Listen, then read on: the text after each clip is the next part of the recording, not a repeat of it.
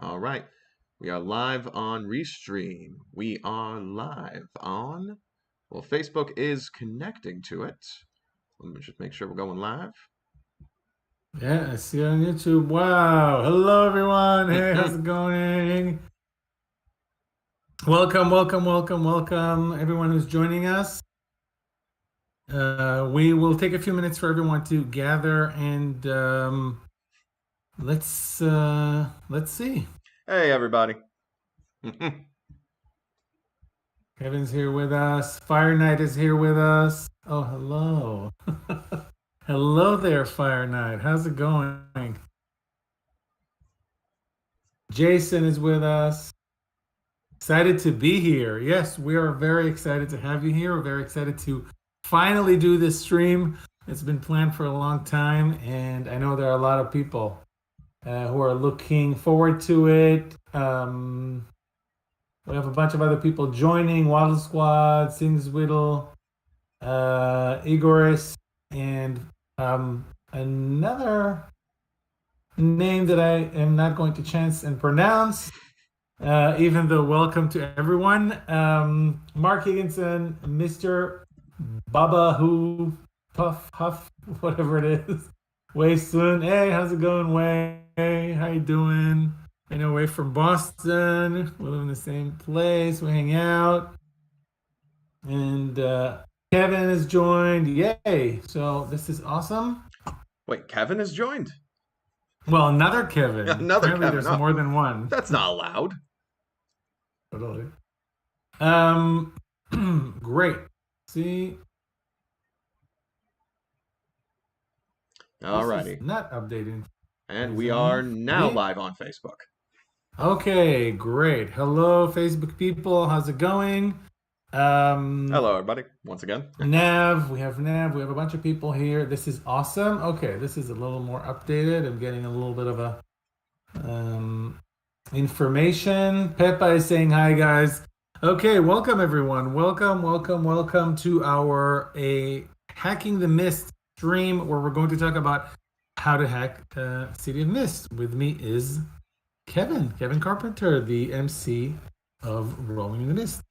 Hello, everybody. Great to be back. Great to be here. Great to see some familiar faces again, and also great to see some new faces here. Mr. Bubba Huff 85 says first time viewer.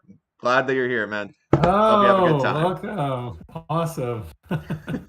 Cool. So we got a lot to talk about today, but we're going to wait a couple more minutes for people to join us. In the meantime, if you would all please tell us what kind of genres of games or stories you would like to tell using the City of Mist system, but moving away from the City of Mist setting. What kind of settings you would like us to explore today? We already have a couple of names, a couple of genres on screen: cyberpunk, sword and sorcery, Pokemon, anime. What else do you guys want to share? Add to that list as we're waiting for a couple more people to join us. Please give your suggestions in the comments. I very much appreciate that we differentiate like Pokemon and anime, by the way. Like, like when we put down anime, we were like, all right, so like shonen anime, Dragon Ball Z kind of stuff, and oh yeah, Pokemon, that needs its own category. Apparently some of the people thought it does. So, Yeah, man. There was a totally. few people I saw who were asking me about that. Like maybe like using themes as the different monsters. We'll go into that in more detail during the stream. Yeah. So we already have some suggestions there. Hi, China Boy, T China Boy, China Boy, depends on what part of the world you're from. And this is Omer, our guy. Hi, Ian. So we have Spaghetti Western. We have Persona. We have. What is Spaghetti Western, Kevin? Do you know? Spaghetti Western is basically like a Western, but historically they were made in Italy a little bit after like they were the biggest craze in America. The Spaghetti Westerns are kind of what you think of when you think of like Clint Eastwood, the good, the bad, the ugly kind of thing like that. That's just what I think about when they say Western. Yeah. So I guess cool. Yeah, Persona, alternate spaces like Persona, we have epic fantasy, we have superheroes. Well, pretty much every kind of everyone has their own game that they want to try. The, Persona style game, definitely on that list. the We stream did is have, turning into how do we capture the human experience in City of Mist? yeah, totally. All right, so So let's get fear man not, versus we man, will man teach you versus that. God, man versus system, man versus technology. Totally. That's pretty easy to do in CDMS, and we're going to show you exactly how to do it. How many of you are actually hacking or thinking of creating your own hack here on the stream? I mean, I'm Oh, sure you're interested in it, but how many of you are actually contemplating the thought of creating a hack? And if you want to share what the hack you're working on, if it's not too secret at this point, please do. Let's see what else we got here. Sea Salt Sky, yo, I just got here. Yo, how's it going? What do you want to hack City of Mist for? Let us know. Gamer Jim says horror. Awesome. So we have a lot of answers for you, and we're gonna get started right away. So the first thing you want to do, I mean, we should probably do a little bit of a highlight of what's going on here. So we're going to talk about hacking City of Mist. So hacking is when you take a game and that exists for a specific setting, like City of Mist. We have the city, that's the setting with all of the mist and the rifts and all these things that we love. But the setting of City of Mist, is not. There are some points of contact between that and the mechanics, as we discussed when we were prepping, Kevin. But not all of the mechanics are directly connected to the setting. So I think the first thing you want to do when you approach hacking, the first question you want to answer is what is game mechanics and what isn't. So we got a couple of questions, Kevin, that we thought could be solved pretty easily without even touching the mechanics, right? yeah. Well, especially because City of Mist is a very like narrative focused game. Like, there's a lot of RPGs that are much more like numbers focused. So coming up with Homebrew, you have, like the oh, do all these numbers line up? Is this overpowered? Is this underpowered? But City of Mist, because there's a lot more, narrative focus, a lot more flavor focus, it's really easy to take these mechanics and just Yeah. like I had one person ask what would it take to take a game of City of Mist and just put it on like a road trip like American Gods? And really all you need to do is just move it out of the city. Put it on the road trip. Exactly. Yeah, there was another question of someone asking, can you play in this game without the mist? Can you play just straight up superheroes without the mist at all? And this is another example of things that are completely setting dependent.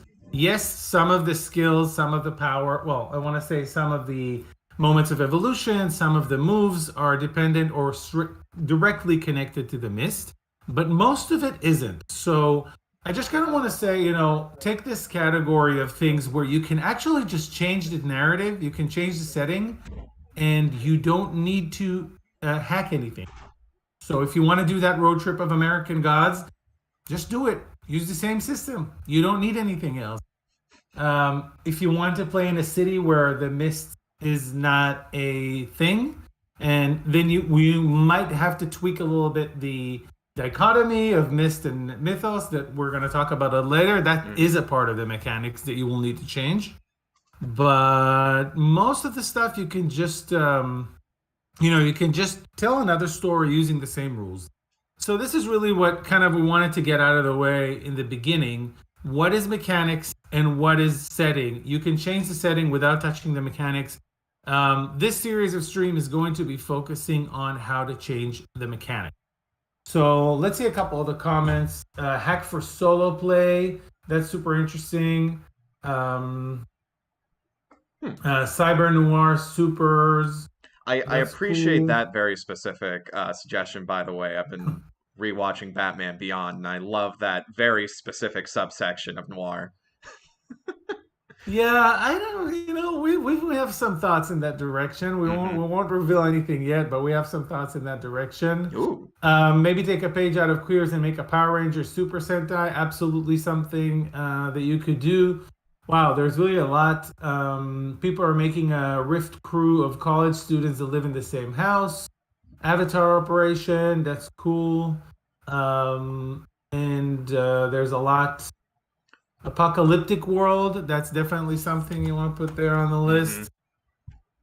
So really, what apocalyptic world? Let's see what else we got.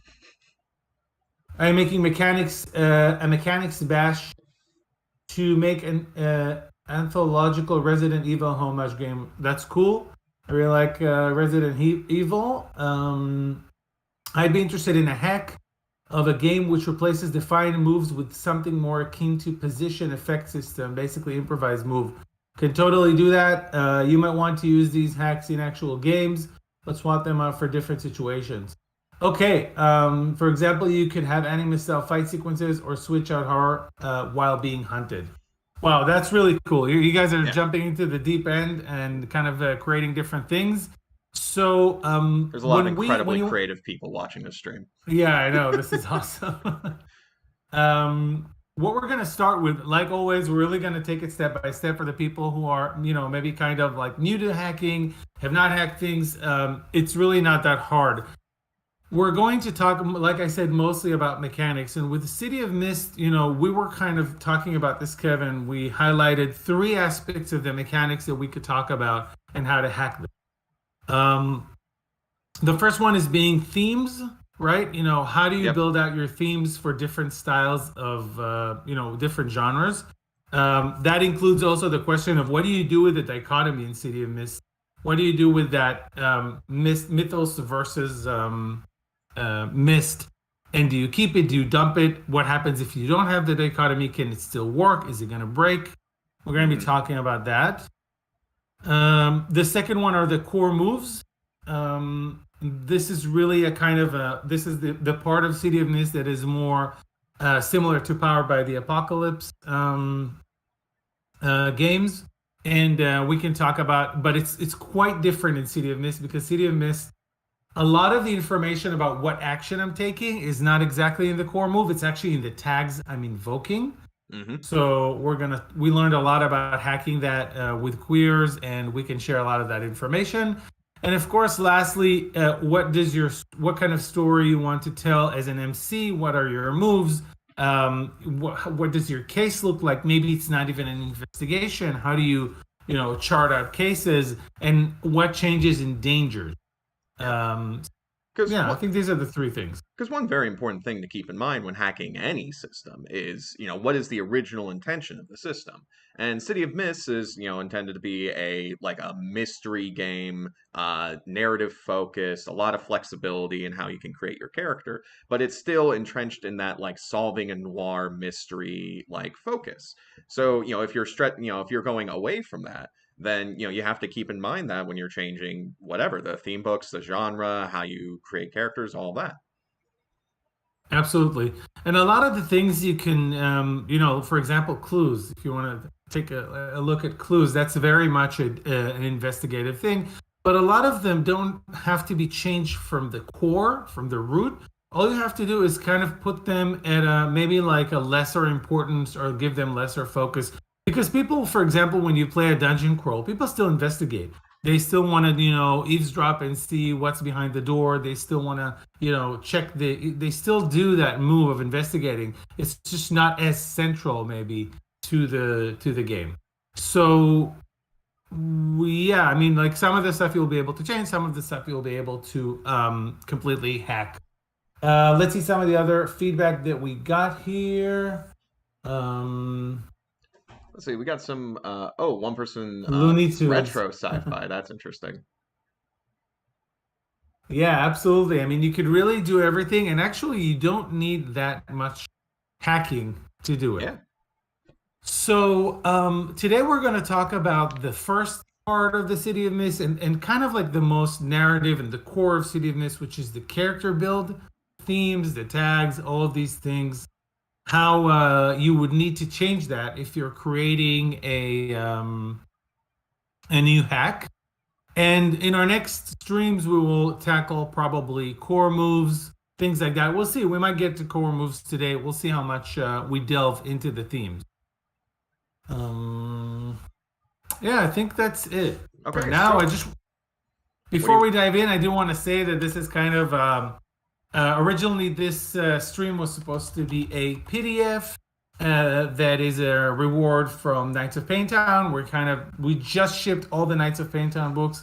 So Shadows and Showdown, Knights of Paintown. We have them. They're here. They're available worldwide. Over in You my can get bookshelf. them. Yeah, and so so we're kind of wrapping up all of these rewards, last rewards, and a lot of people have requested that this still will be in PDF form. So we will also release probably some form or of a summary of what we discussed here today.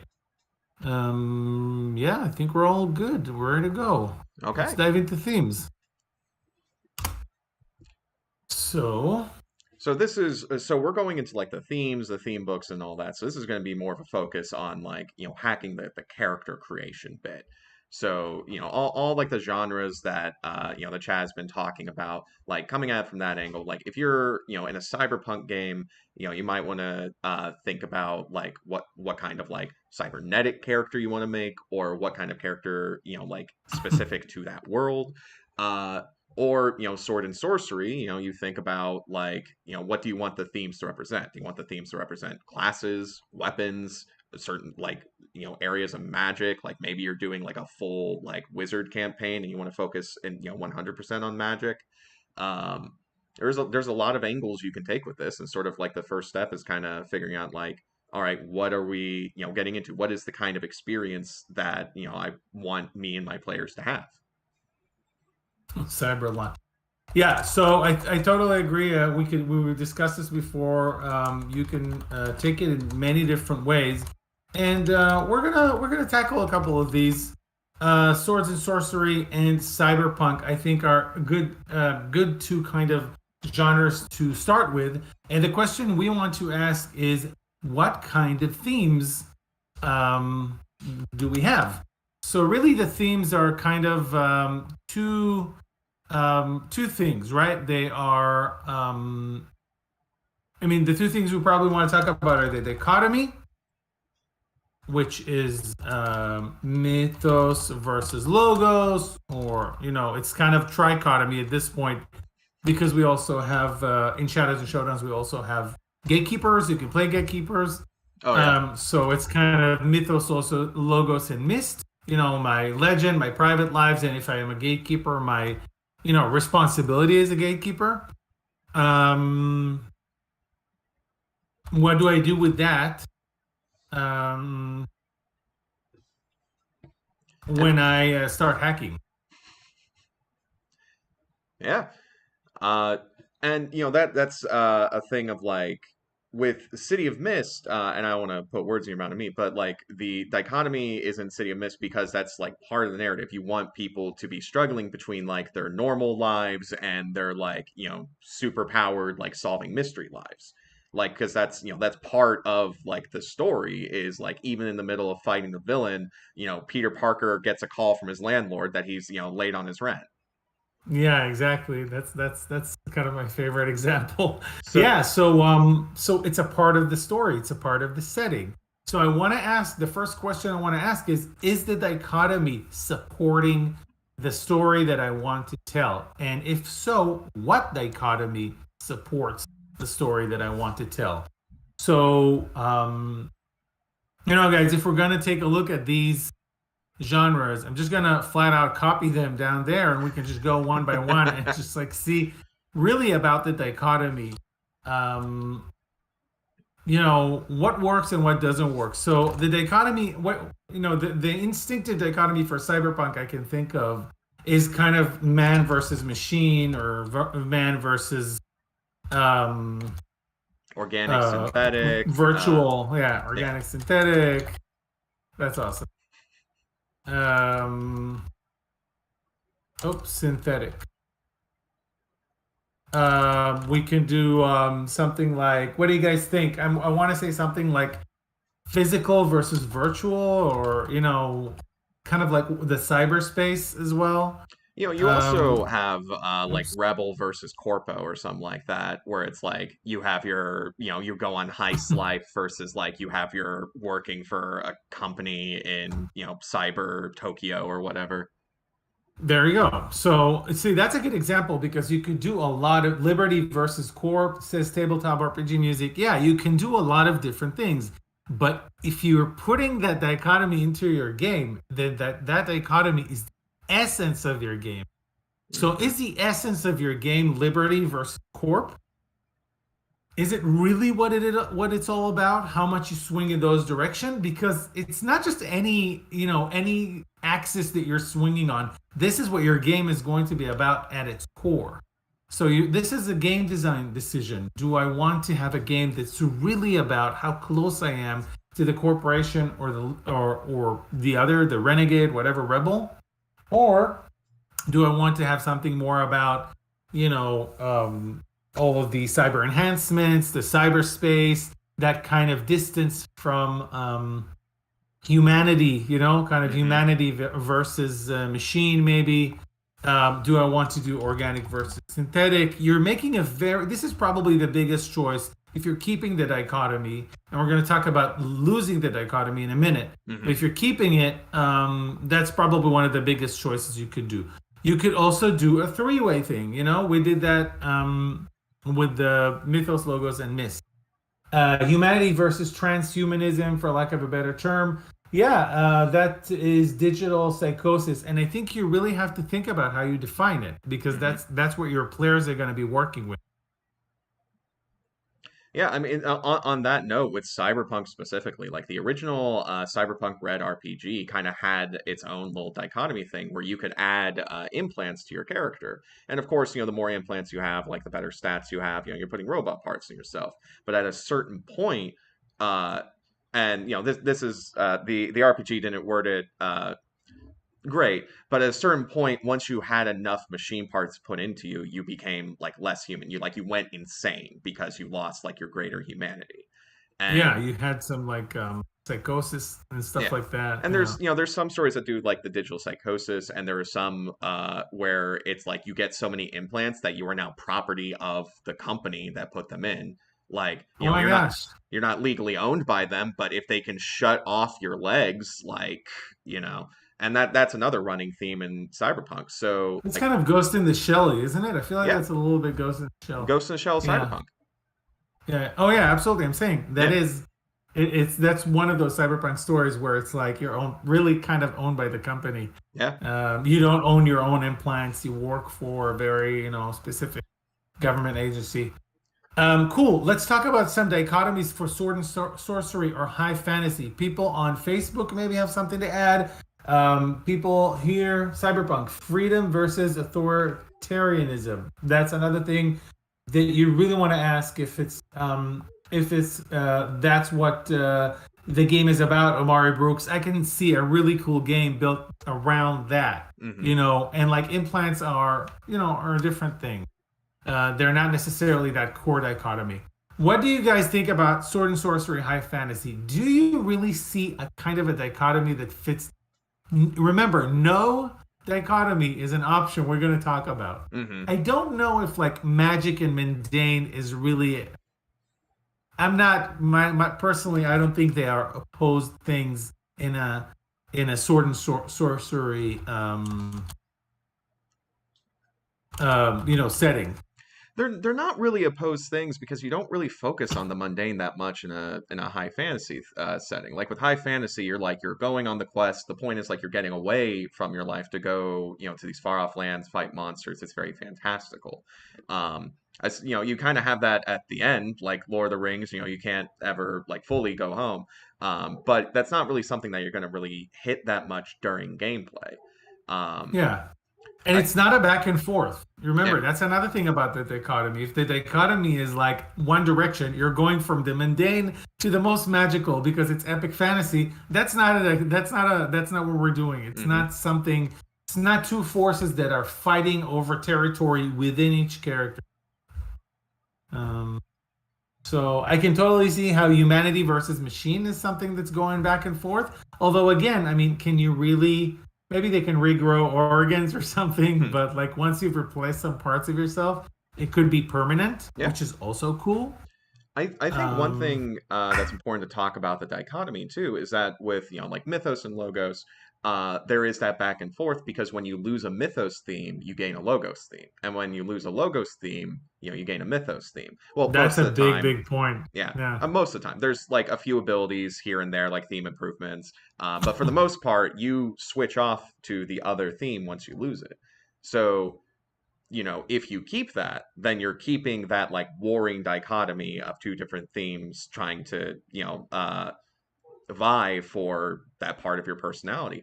But if you don't have that dichotomy, like let's say, for sword and sorcery, let's say the dichotomy is class and race, like it kind of is in Dungeons and Dragons. You have a theme for warrior and a theme for elf. If you change your class, that doesn't mean that you have to get like a More race race. theme. Yeah, you can Yeah, just get a exactly. different class theme. Yeah. That's a really, really big point, everyone. When you create your dichotomy, one of the first questions you should ask yourself, and we've written it down, does one side automatically make way for the other? Does losing one side automatically make way for the other? And it's not always true. And we've also discovered it with, I think, some of the options in the play between logos and myths. When you play a gatekeeper, it's not always going to push you in that direction. You might just get another logos theme or another myth theme instead. But this is super important. Even humanity versus machine. If I give up my humanity, does it automatically mean that I've become more a machine? Maybe it does. Maybe that works here for cyberpunk. For sword and sorcery, I'm not sure that it works. Let's see what people Hmm. on the chat think. Destiny versus self, quest versus settlement. Ooh. That could be really cool from Peppa. That could be really cool to explore. Um, Especially if you're going to focus on the settlement during the game. Like if it's less about going to far off lands and more like, all right, we need to kill the monsters around our town here because they keep getting in at night. yeah, light versus dark. I really like as well. I think that there's a lot of that dichotomy could really work in some things. Although that really is a one of those one of those stories where the lead characters can become very dark and come back from it. It's kind of more of a Star Wars situation, I feel. Hmm. Like if I would have created a Star Wars game, probably light versus dark would be the dichotomy there. What an interesting game, by the way, where like every character has at least like one like villain theme.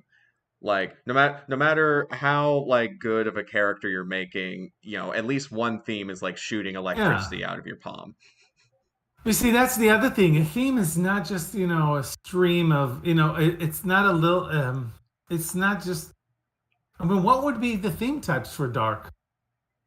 It's Well, not essentially different abilities. So that's another thing. I mean, well, this is the. mythos and logos are essentially different abilities. Mhm. This is sort of a kind of leaning toward horror, but like dark fantasy. Let's say you have a game where it's like the magic isn't like it doesn't come without a cost. Like maybe you have a game where it's like all the magic is from like demons or Cthulhu or like everyone's essentially a warlock. And so then it becomes like, okay, you have your mundane themes, but also all your power themes. If you want more power, you're going to have to give more of yourself to this, freaky creature. So if you want to Totally. get freaky with where the powers are coming from, that's another way you can get a So dichotomy. that could totally work. Like in Cthulhu, that could totally work.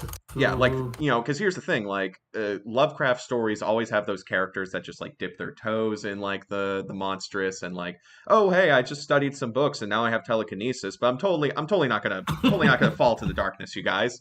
And then they fall to the Yeah, darkness. so But here yeah, like mundane and like eldritch is mundane and eldritch. I totally love that. Someone get on that. that's totally applicable because you get different power sets from them. So guys, this is a really, really important point. We're writing all of this down. You get different power sets from the two sides of the dichotomy. I can see that working in humanity versus machine. I can see you getting like different power sets from machine. I can see that working in Lovecraftian stuff, mundane versus eldritch. That's cool. Light versus dark. Now I'm not so sure Yeah. anymore. Um, it's really the dichotomy is a very specific thing. You really want to think twice before you add it to your game. So let's do a couple more, and then we'll talk about how do you remove the dichotomy from the Hmm. game. and still, still keep the game working. Um, Self versus the world, the quest for personal interest, power, having a connection to society or culture. Yeah, that could definitely work, Omari Brooks.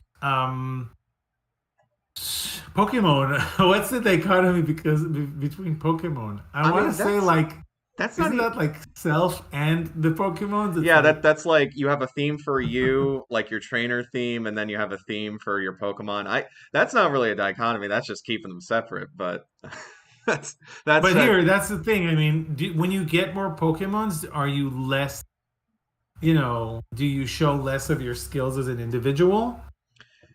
ooh, I not really, you know? I mean, really like the theme of Pokemon is that you yourself are being represented by your Pokemon because of that bond of friendship and your trainer skills and how, how you fight together with your spirits entwined. So it's rather the opposite. The more your Pokemon and your mundane life are in sync, the more powerful you are. Interesting. It would be cool to have like a theme per Pokemon and like you're collecting them, or maybe even Hmm. like an extra theme, and you can only use one at a time. Oh But the yeah. more extra themes you have, the more like and the more evolved they are. So that's a great idea. I'm just gonna write it down. Extra themes or Pokemon are different. I also appreciate, like with that kind of gameplay concept where it's like you can have all these themes, but you have to switch them out and only use them one at a time. It's like technically you could have so many different tags from but then the odds start getting changed because you only have access to the tags of one theme rather than the tags for all your themes like you normally do in City of Mist. So Yep, yep, yep, if yep. you make that change, you limit the amount of tags that you can normally have. You got to think about like, all right, now what are the odds? Have the rolls change? That's when you start getting into like the numbers. Yes, absolutely. So really, themes are, we did it with extra themes where you can have an arsenal of extra themes. I believe that I have it here in Shadows and Showdowns, where we talk about extra themes. You can have an arsenal of extra themes, and you can just switch them out. That's it. Here, it's on page 57. You can switch them out, just like you said, so that you have a very, you can still become more powerful because you have more variety, but you don't like enter any scene with more than that set number of tags, because yes, that will break the game. If people start like adding 10 tags, that's going to break the game. So you don't want to do that. Remember that themes are not necessarily everything your character is. Themes are what your character is, kind of like what is highlighted in your character's story right now. The powers that they have, what is the focus of their life, all of that. Star Wars, collective versus individual. Uh, Definitely a possible take on that. Go back to the thing so everyone can see it. Duty versus freedom would be a nice one, kind of like how lawful versus chaos. So this is a great Hmm. cheese top. This and Tigorius. These are great examples for things that you want to watch for, because do these things give you different power? That is the Hmm. question for game designing, hacking City of Mist. Do they give you different power sets? If they don't, then they're not going to work as dichotomy. Hmm. And Um, also, can they work in tandem? Because, there's like Jedi versus Sith in the comments, but like there's probably not going to be a character if you're playing like a straight Star Wars character that's half Jedi, half Sith. It's usually yeah, one or the other. yeah, not and it's not like all the characters will be half Jedi, Yeah. half Sith. So what you could do is you could have a three-way thing like Mythos, Logos, and Mist, where the Mist is the Sith, um, or the dark side of the Force, or whatever, depends on Oh. your perspective. Mythos is the light side of the Force, and then you have all the people in the middle, like Leia, like Han. Well, Leia does have a little bit of like Han, like all of those normals who are make the best characters of Star Wars. Not everybody can be a force will force. That bringing up like the trichotomy like brings up an interesting point though. Like the way you can make the Star Wars dichotomy work is yeah, you have like the mundane and then you have like, the force or the light or whatever. And like everyone can be some sort of mixture of that. Even Han Solo could have like a force theme, making sure that he's like a good shot or something like that.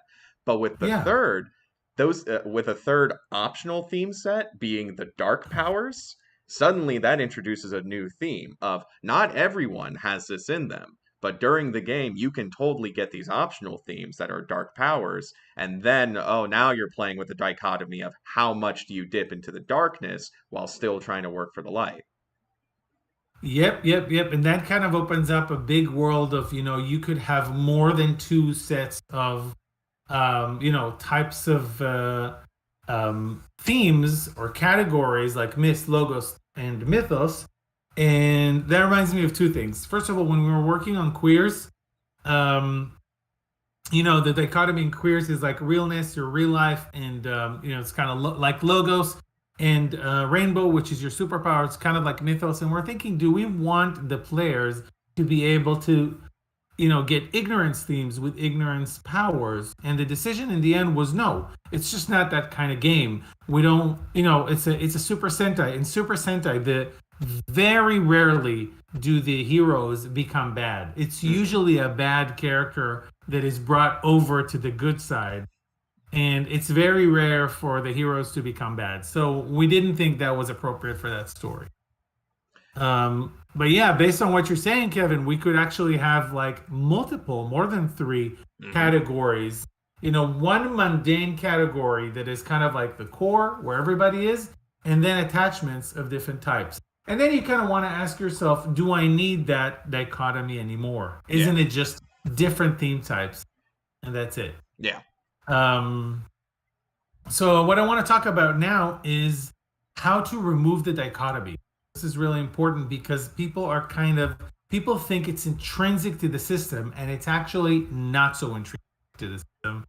You can totally think about logos on its own. Okay, you create a character with four logos themes, and you what is really the problem with that? You don't have any, it's not going to give you any mechanical difficulties if you just have four logos themes. The only thing that changes is that when you lose a logos theme, you choose a new theme that's logos as well. And some of the moves from City of Mist are not going to work. For example, moves that are based on the number of themes that you have from each category, right? We were talking Hmm. about this. You mentioned it. Yeah. So if you take away the dichotomy of City of Mist, you just like, let's say you put in a homebrew rule, you don't have to switch from Mythos to Logos when you lose a theme or whatever. You can keep everything there. Um, but you have moves like Stop Holding Back, which are a big part of the game. That's the Spirit Bomb move that can get you out of a situation. But that's roll plus your Logos themes. So if you take away that dichotomy, you just make all the themes, whatever, then you have to figure out, okay, now how do I change this move? It's the same thing with the move Look Beyond the Mist, where you roll plus the number of Mythos themes you have. Um, and so, that's just another thing to keep in mind when, hacking any system, homebrewing anything, is if you change a rule, pay attention to if any other rules are changed by that. Because, with these kind of games, a lot of times, rule here will lead into a Yeah, rule over there. yeah, for sure, for sure. And this is the first thing you want to do when you're about to remove it. It doesn't mean that it will break these moves. All you have to do is find another stat. Well, we don't have stats, but you'll have to put something else instead of problem. You have to put something else instead of that roll plus mythos, roll plus logos, roll plus. There are two solutions for this. First of all, you can do roll plus power. Easy. Just like, the role works based on the tags that the character has, just like any other core move. The other solution is role plus uh, category of themes. So it's the same as it is now in City of Mist, but there isn't that push and pull. Let's take, for example, the idea of sword and sorcery high fantasy. So let's say that I have my mundane themes, but I also have another set of themes that are magical. Okay? Like I'm a magical being, or I have a magical art, or I have spellcasting, or something like that. And then I want to do Stop Holding Back, which is based on how many magical themes I have. So I put those themes in a category, and the number of themes that I have in that category is my value. Let's say roll plus magic. And not everybody has a score in that. Some people's magic is just zero because they don't have any magic themes. They're still great characters, but they can't do that kind of stop holding back. I don't know if that suits your world where only magic users can go berserk. Maybe not. Maybe your magic is much more constrained and formulaic, so it doesn't work. But it's just an idea on how to keep those moves that work based on category. Hmm. Yeah, so And another solution right there might just be making different stop holding back moves. Like just making them more specific, like have, and for the example of swords and sorcery, have a magical stop holding back, have a like rogue stop holding back, have a, like fighter stop holding back if you wanted to stick with like the fantasy, classes and all that. yeah, definitely. So I'm gonna add it here.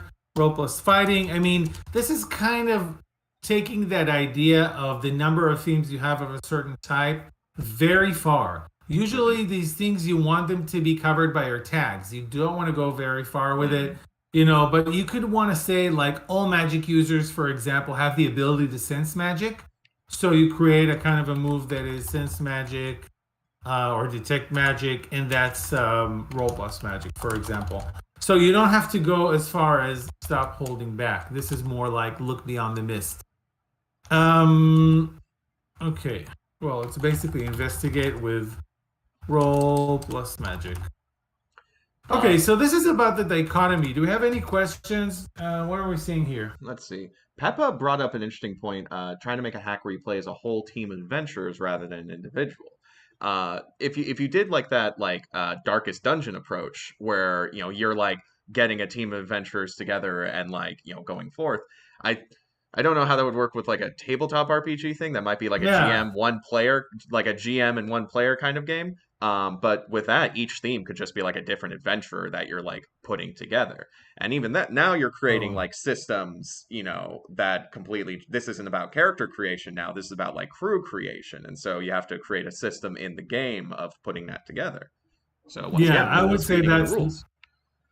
that's less kind of like intuitive and automatic hacks you miss into it. You have to build more around it to work, definitely. Hmm. Um, we're also having some words from Tigorius. Could a setting make switching theme books between Logos and Mythos difficult due to how the world works? For example, um, humanity versus machine. Once you're a machine, you can't go. Can you go back? Yeah, these are some great questions that we've raised, but it takes it deeper. Maybe it takes maybe it's not about your themes wearing down into and then switching automatically. Maybe you need to do something in order to change a theme. It doesn't just happen by not listening to your motivation. Yeah. And that could be like purposefully switching out the themes, like in the Pokemon trainer kind of example. It could be like, let's say your theme, has like a quest on it. You complete the quest and then you like switch the theme or something like that. There's a lot of like little things you can change here, with especially the mysteries and identities. Because Amit, when you made the Mist playbooks for the Gatekeepers, mystery or identity didn't really work. It was Hmm.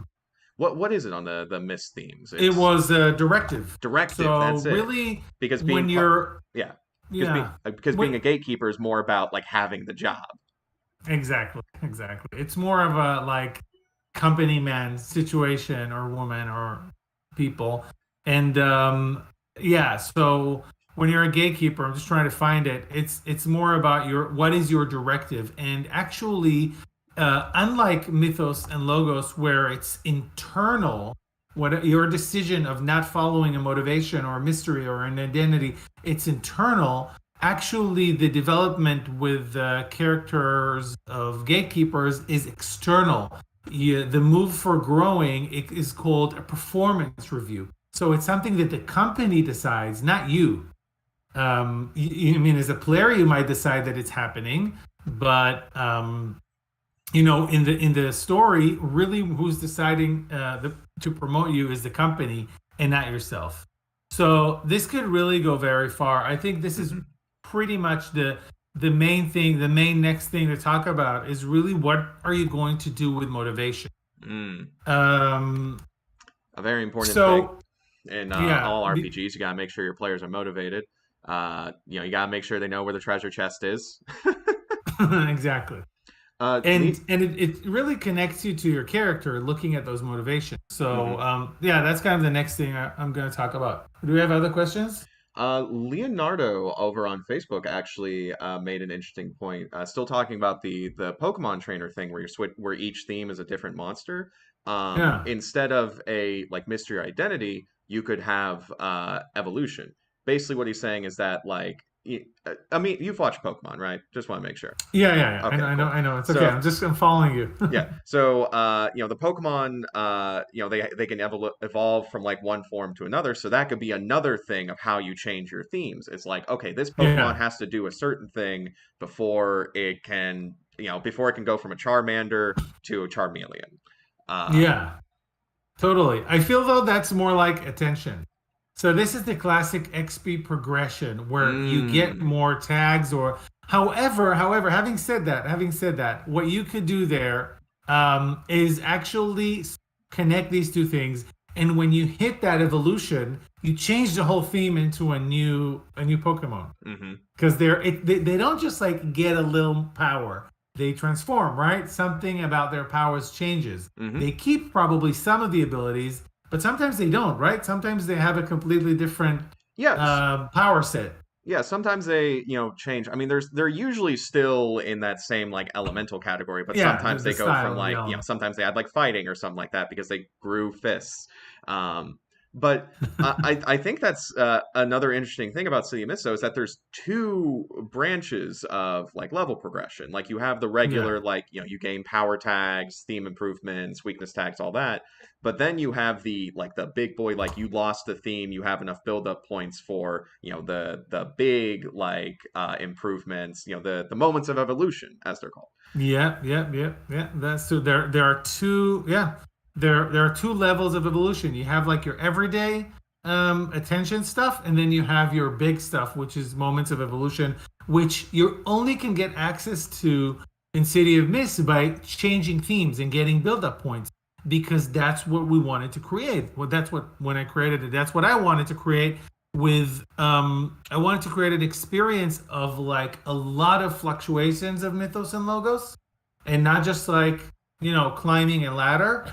Actually, the more you fluctuate on mythos and logos, as long as you're not just doing it for the sake of it and you actually spend Hmm. some time on every theme to get those extra points, to get those built up points when you swap it, as long as you're doing that and you're actually the more experiences you have, the more you're going to get that those moments of evolution which offer bigger Yeah. upgrades. And that's another, example of mechanics creating the story because the purpose behind putting the best level ups behind the moments of evolution is you want to encourage players to go through those big changes. The transformations, Yeah. absolutely, yeah. That was definitely the design behind it. Let's see a couple more questions. If you remove the dichotomy, then can you still have the issue between losing themes and the push-pull danger of becoming a sleeper and avatar? Probably not. Probably not. I mean, if you won't have that, I mean, you can still have it, but there is no mechanical force that is pushing towards becoming an avatar or a sleeper Hmm. because when you switch, you don't have to choose something from the opposite side. And if you don't have that element, always replace mythos with logos and logos with mythos, then you're not going to have that fear in the player that, wait, I'm on my last logos. If I lose this now, I become an avatar or Hmm. excitement, doesn't matter. But you won't have it because they replace that logos and they're like, yeah, I'm just gonna keep it logos. So that's not working. Hmm. To answer your question there, um, we're saying Fire Knight says now I'm disappointed. Goonies Gravity Falls Styles was not included. Well, we didn't get there, but you can definitely come up with some dichotomies for that. If you wanted to play Um, City of Mist and Gravity Falls, just kind of, I feel like just take it out of the city and then just put it into one of those same kind of tourist towns, you know? Like you could even have still like you. Here's the thing: I've also been to some of those tourist towns. Those are pretty misty too. You could just be like, "Hey, this yeah, game is taking place in Sevierville. There's a mist around everything, but other than that, it's yeah, pretty yeah, much the same totally. game."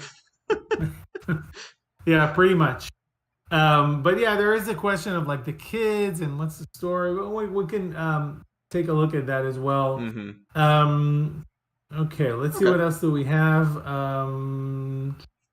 Okay. So next thing I want to talk about really is before we move onwards to theme types, we still got to talk about theme motivations. Oh So yeah. mysteries, identities, all these things, you can if you're removing the dichotomy, you can still have them. It's not intrinsically connected. You can still have, for example, a bunch of mundane themes with identities because every theme means, something about your character. And if you're kind of not really acting in that way anymore, then maybe your character is starting to change. And I think that's a general role playing game mechanic that is kind of missing because you could be a rogue but act like a fighter and you don't necessarily undergo a transformation. With this mechanic you will.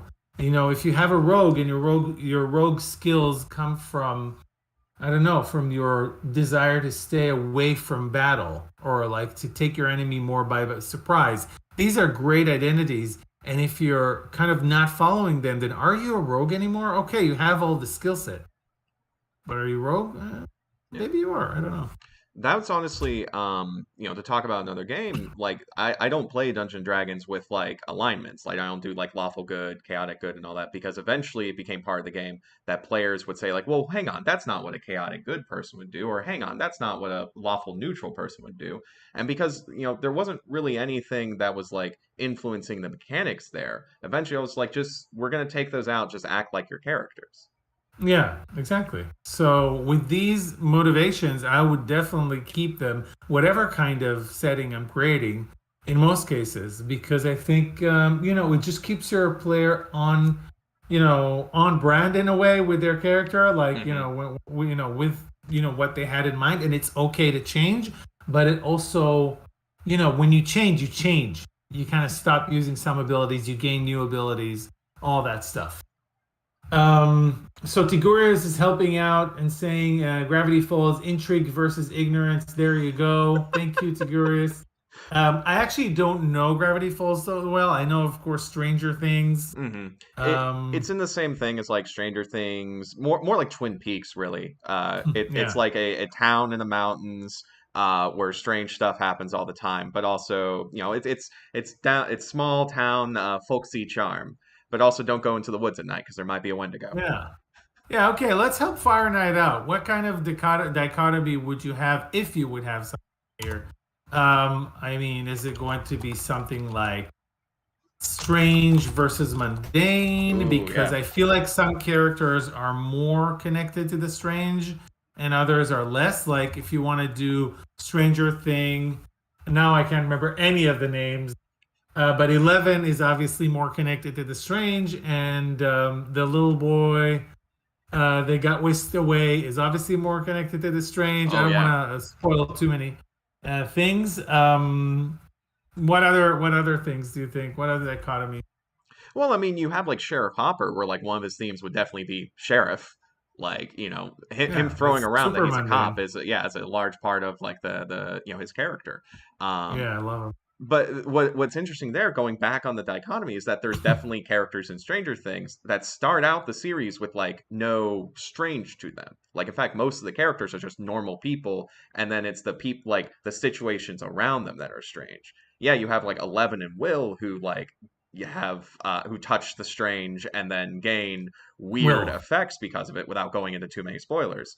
Um, but it's that same kind of thing where it's like if you have a dichotomy in the center of your mechanics, that means that all the characters are gonna have to play with that dichotomy. Yeah. Otherwise, you can just have mundane and strange themes and then be okay with characters having all mundane or maybe like a mundane and all strange. I think like an all strange character would just be like the Demogorgon, like just a monster. You would Well, have I to have don't at think least like it. I don't one think it's a mundane player theme. character. Yeah. Maybe it is. I don't know. But yeah, you have some characters. Then they gain like kind of like dark powers out of it. But Hmm. that's more NPCs. I think this is a great example where you kind of just have to say, I'm dropping push and pull because that's kind of not a major feature of this setting. It's not like as soon as you drop something mundane, you necessarily gain a strange thing, I don't think. Mm-hmm. I think some of the characters kind of grow and evolve and change themes without necessarily becoming more towards strange. Mm-hmm. Um, Oh, so I think you could kind of drop that there, and still the game would work great for you. Some people burn out some of their themes, stuff like that. So yeah, a lot happens. let's see here. Um, right. So I'm Yeah. Fire and I, we probably won't go into crew themes today. Unfortunate. Um, One thing I think we should go else into. We're going into like the like parts of the themes, the dichotomy, the identities, and all that. But I think kind of going broader, theme books. Like yeah, if absolutely. because if you're making a hack, especially if you want like specific characters, like let's go all the way back to cyberpunk. You want themes that are for like implants or something like that, or you want a theme for you're a rebel rock star or something like that.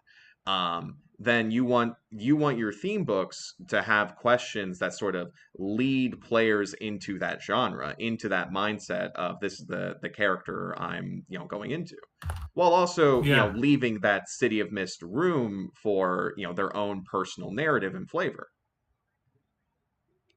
Absolutely. So we talked about the dichotomy and we took a lot of examples about the dichotomy. The next thing we really should be talking about are theme types. What are the, bless you. What are the Oh, I thought I theme had that types? mute. Sorry. What are the theme types that you are going to have? And that is a gigantic Ooh. game design decision. I think Mm-hmm. that anyone creating a hack for City of Mist will want to sit down and really think hard about the theme types. We're still having discussions about it regarding queers. Mm-hmm. um with the gatekeepers, we discovered some things, and one of the first things I want to say is you need less theme books than you think. Less than 10, you would say, me? I think you need less than 10 depending on your type of setting. Oh yeah. Let me elucidate. On that though, if you're doing Pokemon Trainer where each theme is a different monster, then maybe you need a bunch of themes, but just like smaller theme books. But you see, that's the thing. That is Mm. exactly that. This is a very good example with Pokemon. How Oh. many theme types do you need for Pokemon? All right, chat's going to spam us as soon as you said that. I don't know them all off the top of my head, but I do know there's at least like, a dozen. There's like, I mean, you have the elements, lightning, wind, earth, air, all that. You also have like fighting, dragon is a rare type, fairy's a type, um, and the chat's gonna hit me with all the types I can't remember off the top of my I head. can already Yeah. stop you because it's you're going the wrong direction. From a game design perspective, you only need one theme type, Pokemon. Oh, yeah, there you go.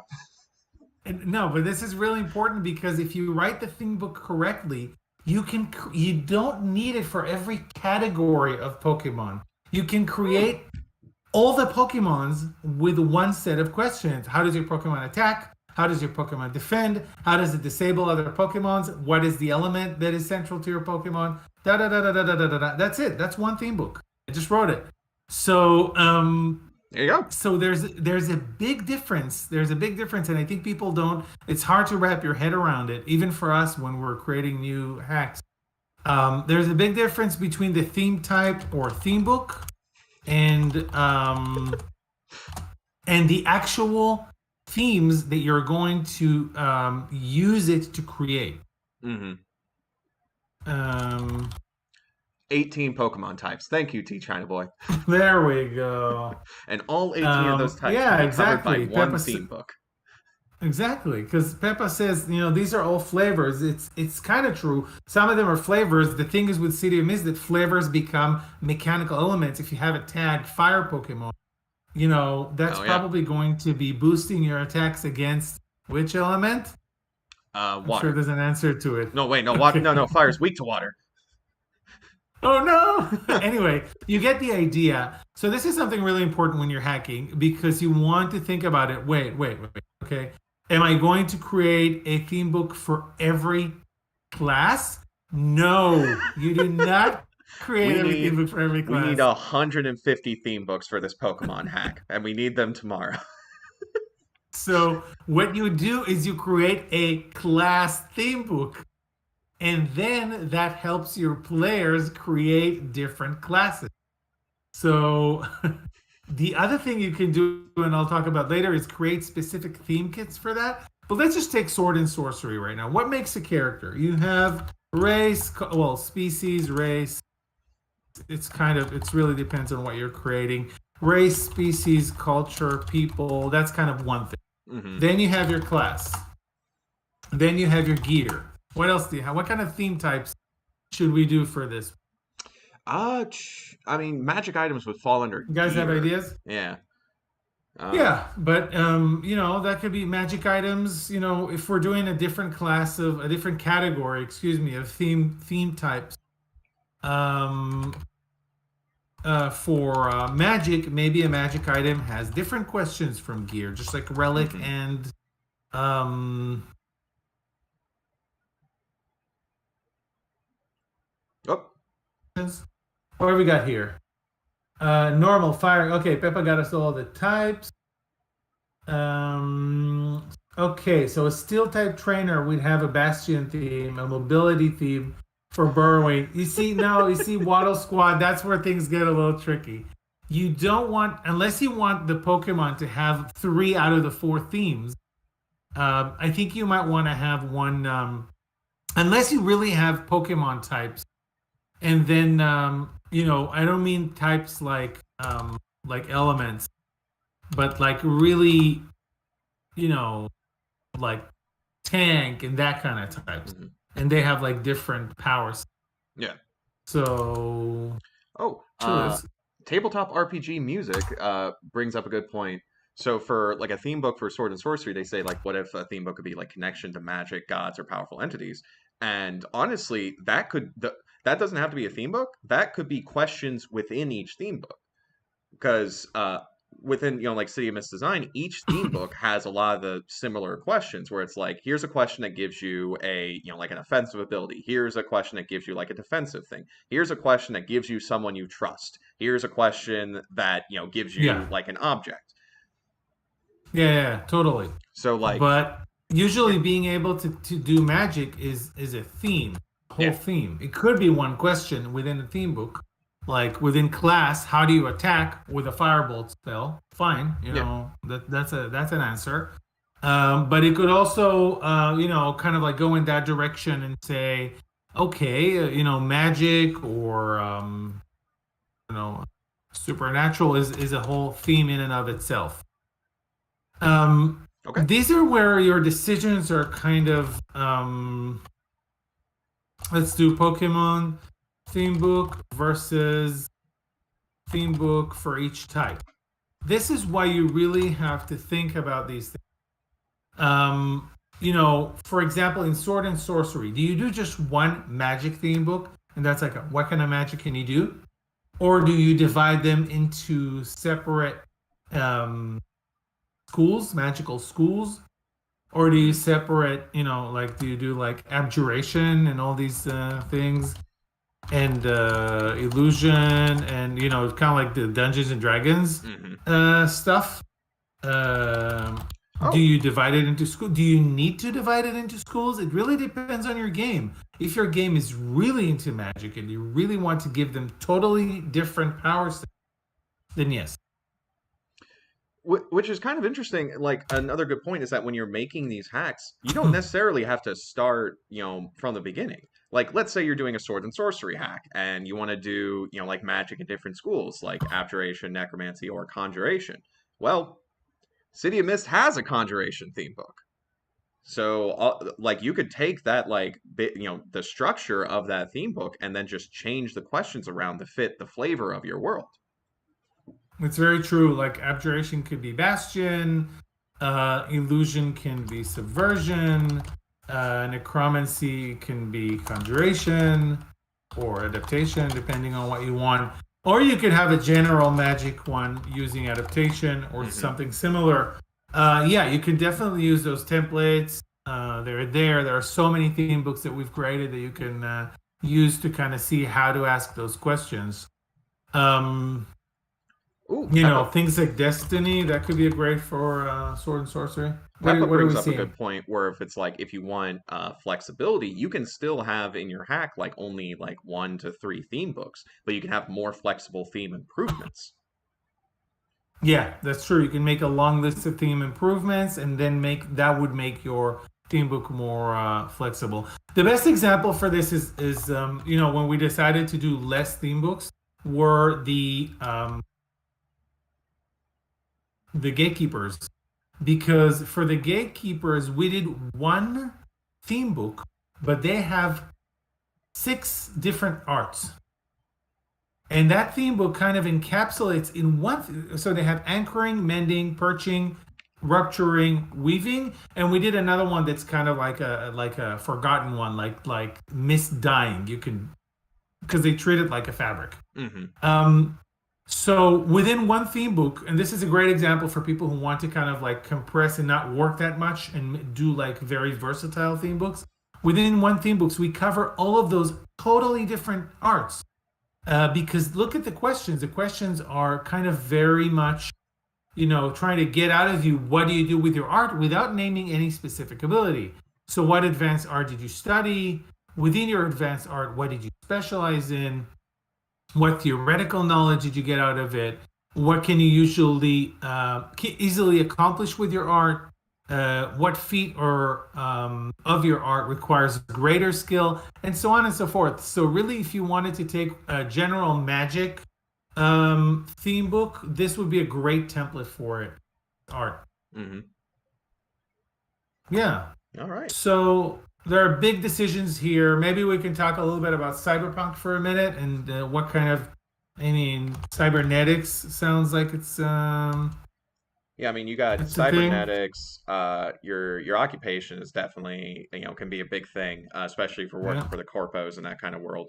Um, Training. yeah, So that's training, like the class. gear, for like things that aren't surgically applied to your body.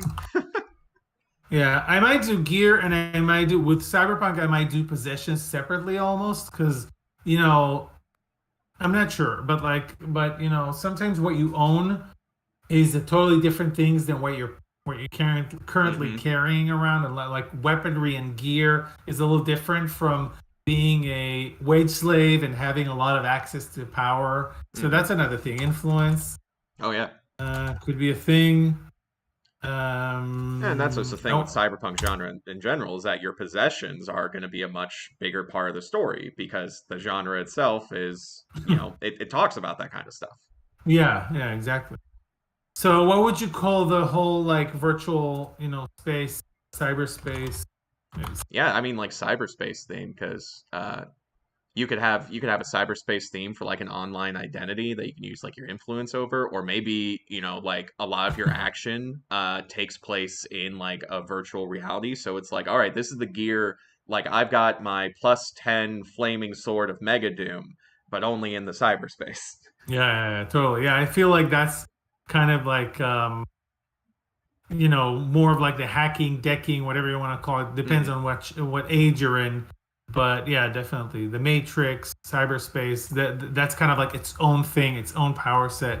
Hmm. Someone asked about different spaces, alternate spaces, like in Persona. You could definitely use a different theme book to represent the powers that you have in an alternate space. Hmm.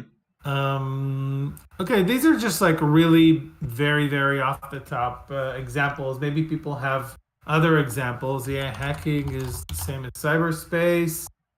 Um, what have we got? Cyberpunk, a theme book to do with virtual reality. Yeah, we mentioned that. Mythos is cool. Da, da, da, da, da. Lol, they just did it as I typed that. It gives you both freedom and the structure. What kind of hacking are you best at? Are you a surveillance hacker or do you forcibly hack into robots or turrets? Yeah, like rigging, as it's called sometimes. Hmm. Um, that could be its own new thing. Like if I was really doing a lot of cyberspace stuff, I could maybe even have um, different theme books for that. Um, yeah, so some great ideas here. I would also ask Waddle Squad. I would also ask something like in those theme books. I would ask, what kind of software do you have? So Hmm. procuring better software, whether it's defensive, offensive, protecting you from like intrusion countermeasure, all that stuff. You could Hmm. really create a really, really cool environment around it. The last thing probably that we should mention is theme kits. So this is something Oh yeah. interesting that we had in Shadows and Showdown. Let me look it up. Um, Well, there's also a few theme kits that show up in Knights of Paintown as well, but like the theme kit oh yeah, concept like shows up in Shadows and Showdowns. yeah, you're right. Yeah, so we use them a lot ever since we kind of came up with them. We started putting them everywhere. Theme kits are a great way for you, to categorize. Let me put it this. First of all, they're a great way for you to create for your players some ideas about how to use your theme book. So, for example, you're doing this by basically answering your own theme book and creating a kind of like a box with ten answers and then four answers for the weakness. Hmm. Um, and it's a great way to flesh out your hack. So if I'm doing a cybernetics, I'm going to create theme kits for cybernetic arm, cybernetic leg, blah blah blah. Hmm. As you go on, cybernetic eye, and people can pick those up. Maybe not. Maybe it's just like a hodgepodge of like. Maybe I'll create something like I'm a cyborg Hmm. theme kit where every tag is like cybernetic eye, cybernetic leg. I have a lot of different things. For cyberspace, I would do hacking, I would do rigging. I would create all those kits so that people. It's like the examples in the book for City of Mist, so that my players would know what they can do with this theme book. Also, theme kits in general are just like really convenient and fun to play around with. If you guys want to see a video of us kind of going into the theme kits in more detail, we have a video on City of Mist Rapid Creation that we released a few weeks ago. Check that out if you want to. It includes me. Oh, it does, and you do it in 5 minutes. So you kind of like show how kids can really speed up things because people Hmm. don't have to create their own answers for the theme books. So, training could be like military, it could be, I don't know, whatever under the sun people do in cyberpunk. And the same goes for sword and sorcery. So, what kind of kits would you have there? You'll have the races and the social groups of your Hmm. of your world. So, elves, orcs, whatever we want to put there, hobbits or halflings. You know, Hmm. you don't need to create a theme book for each one of them, but you can create a kit for each one of them. Humans, if it's a thing, human cultures. If you have humans in your Um, sword and sorcery, exactly. Class, obviously, you can have kits ready for fighter, for all the classes, hmm. basically, barbarian, and so on. Um, Zerd. For gear, you can have things like adventuring gear, um, Armor, sword, armor, weapons, weapons. Yeah. Oh, fighting gear, mount. which can mount. I feel like that's almost like a familiar situation, but Oh, yeah. maybe. Depends if you want to have it, make it a total. So you can use the kits to kind of help yourself when you're building your hack. You can use the kits to help yourself kind of place everything. What is going to be a theme type slash theme book? What is going to be under that? Just different types of themes that you can create with it. And am I making kits for those? This is pretty much what you want to ask yourself about themes. I feel like we covered a lot of ground We today. we covered a lot of ground on themes. We dived into like the mechanics here. But there's So still a lot we could talk about with hacking.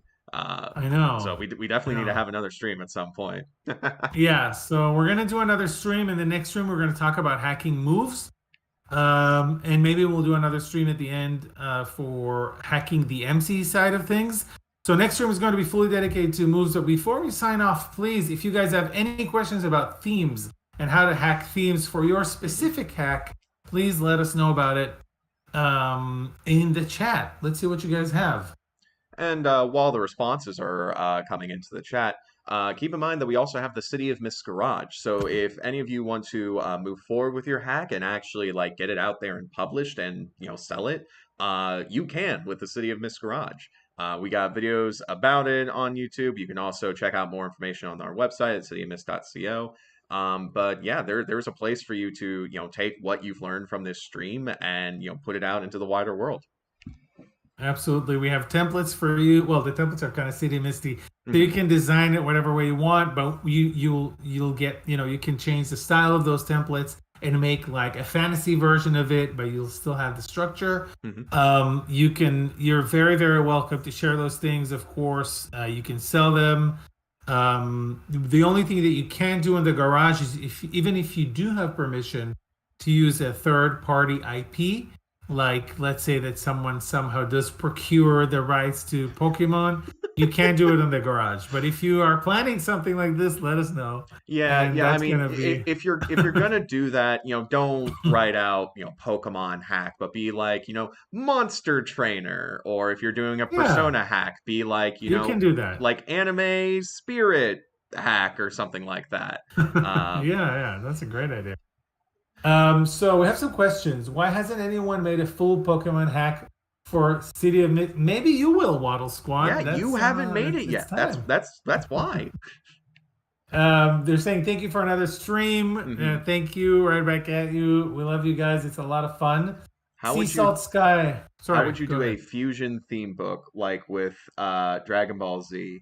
Um, I mean, I feel like that could be a custom move almost. Like if you're because with a fusion, if you have like a fuse between two people, then I would just say like, okay, for this moment, then this single character can use, these tags between the two. And like you could definitely like fine tune it and just be like, okay, pick like one tag from each theme, and now those are the tags you can use for this new fused character. Um, but yeah, I mean there's a lot of ways you can do that, but thankfully, with Yeah, City of Mist and like characters being basically made up of different tags, like if you worked at it, it wouldn't be impossible to do like a fusion. yeah, totally. You could create a kind of a crew theme or something that kind of plugs in when they connect. Maybe we should do that for queers, for like the mecha and stuff like that, or Maybe. formations. Like when two fuse together, maybe you have a new power set that is unlocked as you're playing with that character. A Hmm. lot of options there. How Um, would you handle themes that work in tandem? For instance, in Persona, building bonds with your friends increases your powers in the supernatural world. So, I mean, think about how Persona does it, because like with Persona 5, they have the social links. The more you hang out with your friends, the more abilities you get that you can use in both the real world and the supernatural world. And so, with that, it pretty much becomes like okay, let's say you have a logos theme that is your friendship with this person, then the more you hang out with them, the more power tags you unlock, and that's one way of giving yourself like a mechanical benefit to like being social with someone. So like in the game, you're friends with Ryuji, and eventually, if you become best friends with Ryuji, he unlocks an ability where he'll take a critical hit for you. And so that's the kind of thing where it's like because you're best friends with this person, they will, take the shot in the supernatural world. cool. Yeah, I mean, you really want to watch what you're using for what. For example, hanging out with friends, is that an actual activity with risk, or is it more of a downtime thing that you do in Persona? It's not it's kind of like a downtime thing, but it's definitely like a focus of it. Like there's, with each game there's like a list of people that you're social links with, and so a large part of the game is scheduling and spending time with these people so you can get those benefits and sort of unlock what's going on with them. Yeah. So yeah, I mean, it could be a different cinematic move, maybe not downtime, but something with more focus, and you spend time with them, and you see if it works or it doesn't work, and then you unlock some other things. Yeah, that could definitely work. Could be a crew tag. What else do we have? Going with how could you handle theme books that are intrinsic to the character? For example, race and sword and sorcery, because it's difficult to switch it out as a theme book. Oh, this is a great question, Yeah. Cheese Top. Well, first of all, you can say that some things don't change. Solution number one. Solution number two is you can say that my race probably will never change unless some magical thing happened to me or my species, but I could no longer, it could become no longer the focus. Hmm. So I'm an orc and I deal with, let's say, prejudice against orcs and things like that. And I have strength from being an orc and I have some cultural aspects from being an orc, but maybe at some points that's not the most important thing about my character anymore. So I don't stop being strong. I don't stop being an orc. I don't stop being, with orc heritage, but it's just not the focus of my character anymore. So I lose those tags. And remember, tags are narrative. They're not just like what you are, they are what is important in your story. So if it's not important, then I don't want to give people a bonus for using that. Hmm. So you're still strong. You can still do strong things, but we don't want to see you do strong things because that thing has kind of changed about your character. Maybe you turned into, I don't know, some runic sorcerer, and that's the focus of what you're doing right now. So we're putting that to the side. So that's kind of like for the more narrative gamer. I hope that answered the City of question. Mist for the narrative gamer. Well, if you go with that, you can always just say also race doesn't change, full stop. Like, Yeah. species doesn't change unless whatever, unless you're in Babylon 5. Yeah. Or it's like, you Um, have like an elf theme and then, losing the elf theme. It's just like, all right, you just kind of lost contact with like the elf culture. Like, yeah, you're still an yeah, elf, but like you don't have like the magic or you can't like talk to the elven librarian or anything like that. yeah, yeah. And maybe, I don't know, maybe you Yeah. have some tags that aren't connected to a theme anymore. They're just like floating around there. Like you're always going to have a permanent elf tag or orc tag, which you can use for strength and stuff like that, but it's no longer a major theme in your character. That could be a good solution. Hmm. Um, what about a symbiotic system like Spider-Man Venom? That's tricky. Oh, great, Cheese Stop. I'm glad you like the answers. Yeah, I mean, this is a story of like really having multiple mythoi. It's a little bit like having multiple mythoi, multiple mythos themes. I Yeah. think you would just do that. You kind of combine them and maybe you lose the symbiote or you lose Spider-Man, things like that. Um, I think that's it. Thank you for the stream. Wait for the combat hack system because hack stream because it's the only thing that I really hack myself to give more action to my session. Awesome. Do we have any other questions on Facebook before we sign off? Let's see. No other questions on Facebook. Thank you all on both YouTube and Facebook for joining our stream today. Honestly, this was so much fun hanging out with all of you. Yeah, awesome. Thank you very much, everyone. We will continue this in October with a stream about hacking the core moves. And I think that's pretty much it for today. Have a great day. Have a great day, everybody. Rest of the day.